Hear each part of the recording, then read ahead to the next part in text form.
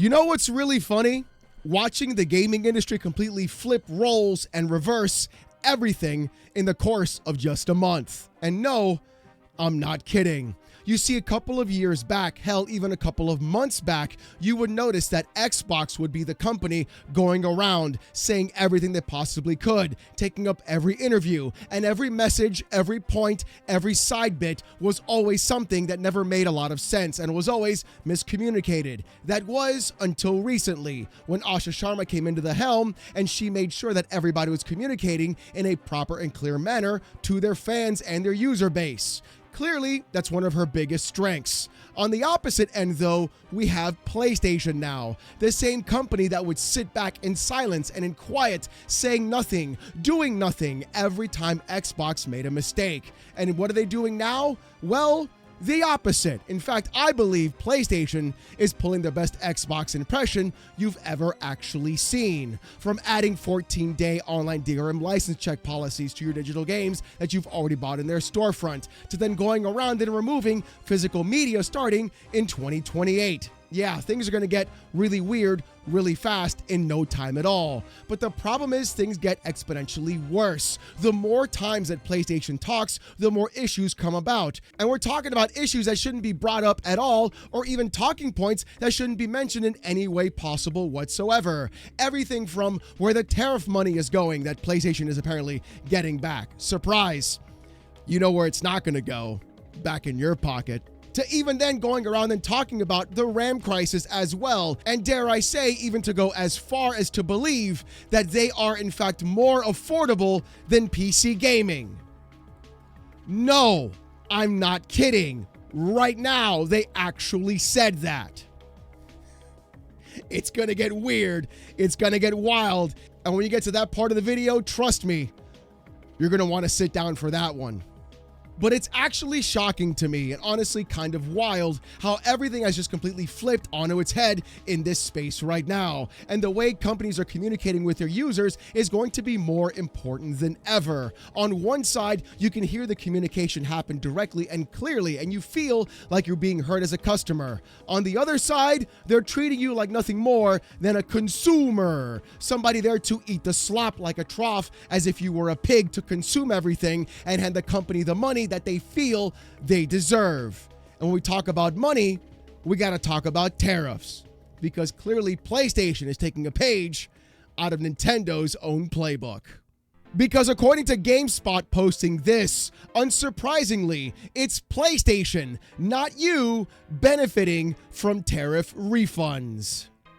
With the article stating, shortly after the tariffs were first implemented, Sony raised the price of its PS5 consoles in August of 2025 and again in May of 2026. The company has not issued an official statement regarding any potential passing of the refunds back to consumers, and earlier this year, a class action complaint was filed. The plaintiffs are arguing that Sony passed the cost of its price hikes onto consumers, and if the nationwide class suit is successful, Sony would be required to pay an undisclosed sum to anyone who purchased a PlayStation console from August 1st, 2025.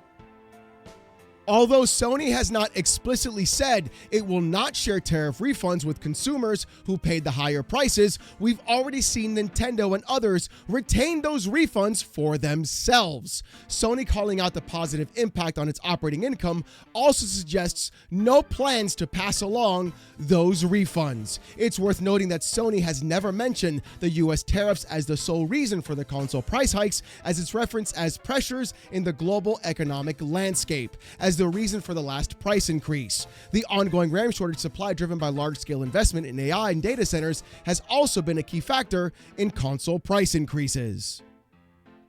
Okay, let's be real for half a second about this. You know it, I know it, everybody knows it. There is no shot. In fact, there's a snowball's chance in hell on a hot summer Florida day that you're going to get any tariffs back from PlayStation from a refund whatsoever. If Nintendo's not going to do it, you can bet your sweet bippy Sony isn't going to do it either. But they were damn sure ready, willing, and able to make sure that you paid those higher prices for their consoles when those tariffs hit. It's almost like what they did was pass on the tariff cost onto you as a customer, not a consumer. We don't say that word around here because here there is actual goddamn dignity and respect as someone who spends their hard-earned money on a product to a company that is trying to screw them over every single time. It's actually insane how these companies are so willing and able to act as if they are this unforsaken force, completely downtrodden by the entire world economy. And the only thing that can save them is your dollars, your dollary dues, your money, your ability to give them all the money you've worked hard on in your wage cage to prop them up and support them as much as possible. Even though PlayStation has admitted on their own, this is their most profitable generation of all time, and having the least amount of exclusives for their games across every generation you've ever seen in PlayStation history. And that's what honestly makes me so incredibly angry about all of this. You've got companies passing on the costs onto customers. You then have those same companies crying foul and even crying wolf, giving you the crocodile tear treatment, saying that they'll never survive if not for you. And then they'll turn around, raise the prices on you, blame tariffs, but then say it's market conditions, and then brag about how many console sales they've had this entire generation. 90 plus million sold, most profitable gen ever. And then lay everybody off, shut everything down, and walk away with their golden parachutes. But it's not over there just yet. You see, tariffs are only the beginning. That little price increase was just the start. There was something there that they also talked about in that little article by GameSpot. It was, in fact, the RAM crisis, the thing that caused the other price increase on this space. And what did PlayStation say about that? Well, you wouldn't believe me if I told you, but I'm going to tell you anyways.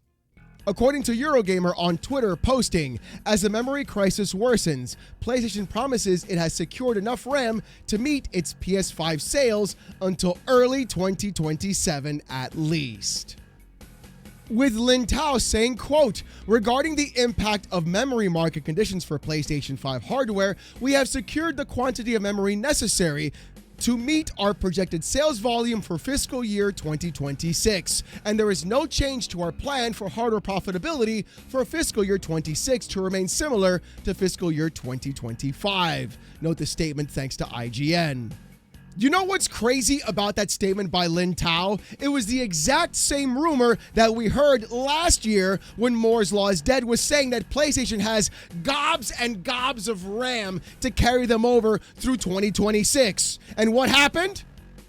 The price increase happened. That's what happened. And then they blamed market conditions and the RAM crisis as well for that price increase. We then saw your PS5 hit $650 for the disk drive. Yeah, it's a good one, let me tell you. And your PS5 Pro, your precious PlayStation 5 Pro, that sumbitch hit $900 dues, not Australian dollary dues. We're talking good old greenbacks, baby. Good old American dollars. 900 of them to make sure that you bought your PS5 Pro. And they did it in the scummiest way possible, too. They announced the price increase 2 weeks before the price, in fact, went up. That way, everybody got to run out and buy their PS5 Pros, not at $700, but at $750 after that first price increase. That way you didn't feel like you were scammed and only got a $50 price bump instead of the $150 on top of that everybody else was going to have to be paying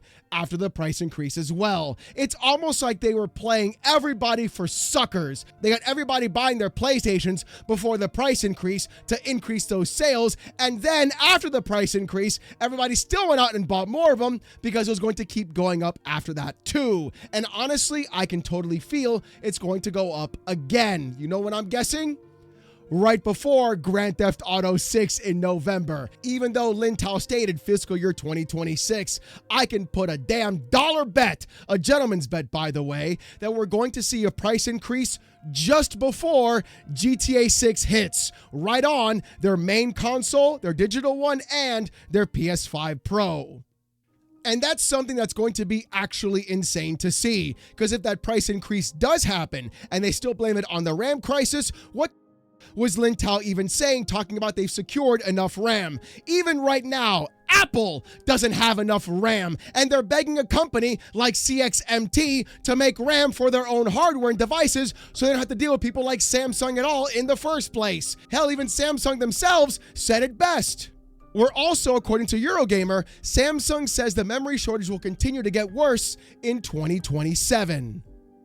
So even the people who make the RAM are having a difficult time and telling you guys to your face, hey, even though we're one of the actual people that are running the oligopoly on the planet and we are literally the RAM mafia, we're going to tell you it's going to get worse next year, by the way. So you better buckle up, bucko. It's going to get real bad real fast because we're also the ones making it. We're also the ones supplying it. We're also the ones restricting the actual supply so we can make all the money while you get stuck paying the bill for everybody else who can't do long-term agreements and then try to build AI data centers. Oh yeah, that's going to be a good one, PlayStation. I can't wait to hear the excuse when you got to raise the price because of market conditions in the global economy because of the RAM crisis when you're admitting right now that you have enough RAM for fiscal year of 26. Yeah, I'm going to hold my breath on that one. But you see, all of this comes to a head right now, and not because PlayStation wants to keep tariff money or is talking about the RAM crisis and price increases and even saying they have enough RAM. What we're talking about right now, and the reason why this video is being made, is because PlayStation truly believes they are going to be the last bastion in gaming. They're going to dominate the entire space, and they're going to run roughshod across everybody in the scope. And the way they're going to do it is by being more affordable. No, I'm not kidding.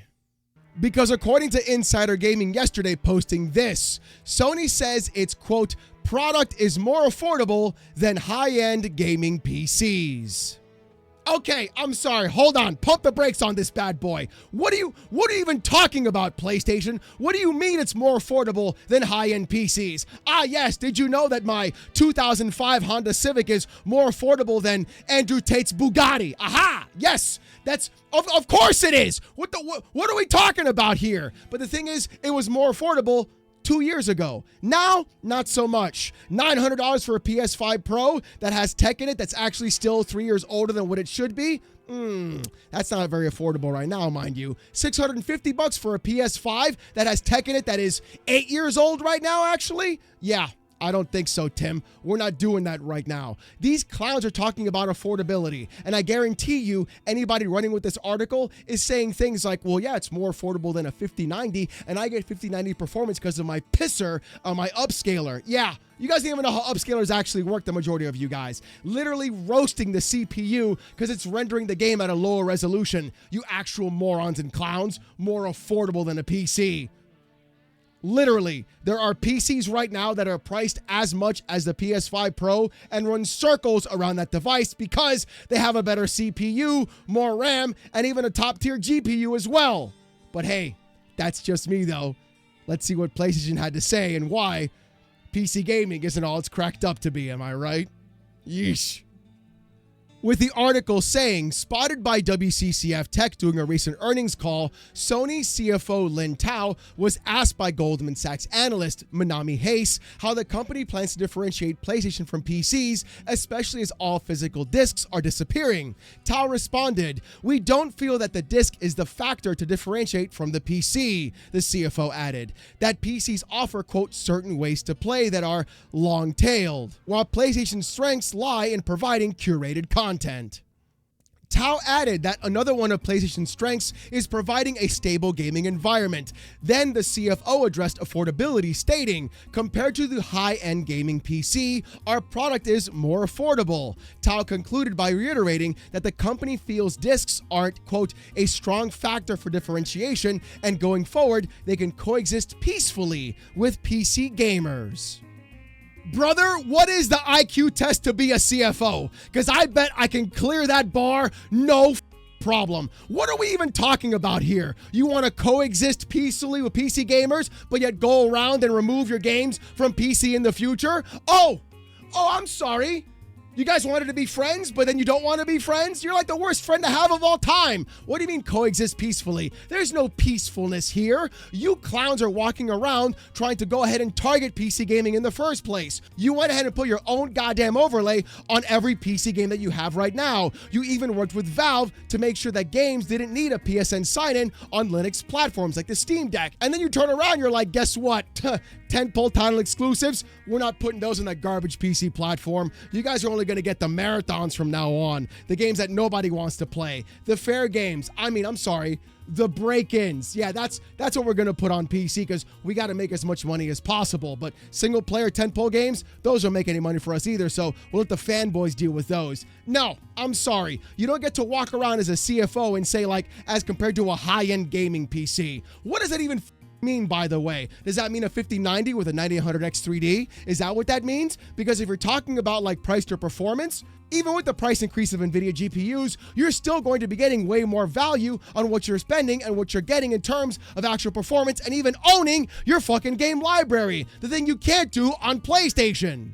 And there's also a big reason why people are pointing out I'd rather go to PC than stick to PlayStation itself. And the reason is ownership. You see, the problem is PlayStation is all digital. You can be more affordable at $900 if you want to call that affordability for a PS5 Pro, which is actually insane because I can just build a PC for $1,000 that has all my library, my entire GOG catalog, all the back catalog from PlayStation through emulation, and all the new games as well on Steam and Valve. So clearly you guys aren't more affordable at all, and you have to pay for online for PSN to access those games that you want to play multiplayer on your fucking system as well. So don't even give me affordability in the first place. If I'm going to go all digital, I may as well go to PC because in that sense, I have everything that I need. Cheaper games, cheaper prices, no variable rate pricing, and no garbage dealt from you as an actual company trying to screw me over and charge you more money with tariffs. See how it all came together? How Alex all put it together in a nice little box for you? Nice and easy, lemon squeezy, baby. That's how we do it around here. And that's really the big point of all of this. You can look at the actual Steam machine at $1,049 and say, well, it performs somewhat on par with the PS5. It's more expensive than the PS5, therefore we're more affordable. The difference is on the Steam machine itself, you actually have ownership of all your games. You can download emulators. You can play old PS1 and PS2 games, even emulate PlayStation 3 games. Hell, we even got a PS5 emulator running right now, baby. You guys are cooked. But the difference is, even though the price tag is going to be higher on the Steam machine, and I would have loved it to be at $750 or $800, it would have been an instant buy for me. The difference is this: with the Steam machine, I have the ability to do anything I want. On PC gaming, I can customize what kind of build I want to make anytime I want. I'm not beholden to you as a manufacturer. If I want to get real crazy and real psycho, I can make a DDR3 build of DDR3 RAM and use a bunch of old tech and still be more capable than what you're trying to sell me for $650 or $900 because you think you are the end-all be-all of the gaming industry. So when I can build a PC that's $100 more, that is actually performing better, has all of my library all in one spot, it's easy to see why you clowns are in fact scared of PC gaming and want to coexist peacefully, because even IGN called this shit out. Because IGN posted on Twitter stating the $500 console is dead. Even after the RAM crisis ends, the era of affordable gaming hardware is gone for good. And that's what these companies are planning. That $500 console dream, that shit is long gone as the floor ever increases, getting closer to the ceiling. But the ceiling never goes up either. So you're stuck in this weird hellscape that everything is more expensive, but you're not getting any of the performance you're actually part of. And the fact that we're losing the $500 console means you're no longer affordable. That means every other customer is going to be looking at your device and then looking at PC and going, I'll just build my own. If I'm going to spend $1,000, $1,200, $1,400, then spend online, then not own my games and go all digital, I might as well go to a space that is actually better for me in the long run. I may as well go on Valve, use Steam, use GOG, use everything else across that space that is better for me as a customer, and give PlayStation $0. And it's exactly the play a lot of people are in fact doing right now. But again, this insane hubris is out of control, and PlayStation has absolutely no idea what they're doing or even what they're saying to their own customers and even their own investors and advisors. This is going to backfire on them in massive ways, with them saying they have enough for the RAM crisis for next year, fiscal year, which means if they increase the price again of their systems, they lied. Then on top of that, keeping all the tariff money, and then saying they want to peacefully coexist with PC, even though they saw PC gaming as an actual competitor before, pulled off all their future games moving forward, and they're not trying to price themselves similar to what a PC sells for. Yeah, we're going to be in a hell of a wave, ladies and gentlemen, and PlayStation really believes they're going to be number one forever. It turns out they may in fact have their Wii U moment, and hopefully the PS6 proves it. But as always, everyone, I want to hear what you guys got to say about this in the comment section down below. Do you think PlayStation has a good move on their hands, or do you think their hubris is going to take them way too far and things are going to fall harder than they ever have before? And do you honestly believe that they have enough RAM for the next fiscal year and they won't raise prices? Or do you think, like me, where at the same time they're trying to compare themselves to being a PC, but are falling short on every possible aspect of why it's good in the first place? I want to hear what you got to say. And speaking about what you got to say, here's the comment of the day from yesterday's video. With Trefosian saying this: it's 2013 all over again, but PlayStation and Xbox just switched roles. Trefosian, you are totally correct, my friend. They absolutely did switch roles. And now it's going to be even funnier watching as PlayStation has their own Don Matrick in Xbox One moment. Man, how the mighty fall, am I right? It's always with greed, and it's always with hubris. What an insane field to be in. But ladies and gentlemen, as always, if you want to see more of this kind of content though, more PC port reviews, gaming news, Steam Deck videos, fanboy content, and live streams, subscribe to the channel. If you want Discord access or emotes during those live streams, become a YouTube member. It's as low as $1. Look, if you don't want to spend the buck, don't even sweat it. Just come on down every Saturday night, 8:45 p.m. Eastern, live right here on the channel as I wear a banana suit and get insulted with text-to-speech. Trust me, you don't want to miss it. Saturday nights live, 8:45 p.m. Eastern, right here on the channel. The best live streams on YouTube. Do you want even more of me though? Check out Oh No It's Alex Gaming. The link to that channel is in the description down below. You can go ahead and watch a new video that I upload every single Monday, and I live stream there daily as well, from around 10:30 to 11 a.m. all the way to about 2 p.m. Monday to Friday. Right now we're playing Beast of Reincarnation. It's actually pretty good. Come on down, hang out as I get you through your workday, and everybody also uses TTS to call me DSP and make fun of me for being bad at video games. Yeah, it's one of those streams. Trust me, you're gonna love it. Every weekday, Monday to Friday, 10:30 a.m. to around 2 on Oh No It's Alex Gaming. Don't forget, hit the description for the link to that channel as well. With all that being said though, thank you guys so much for watching. Hope you have a great one, and I'll see you gooners next time. Peace!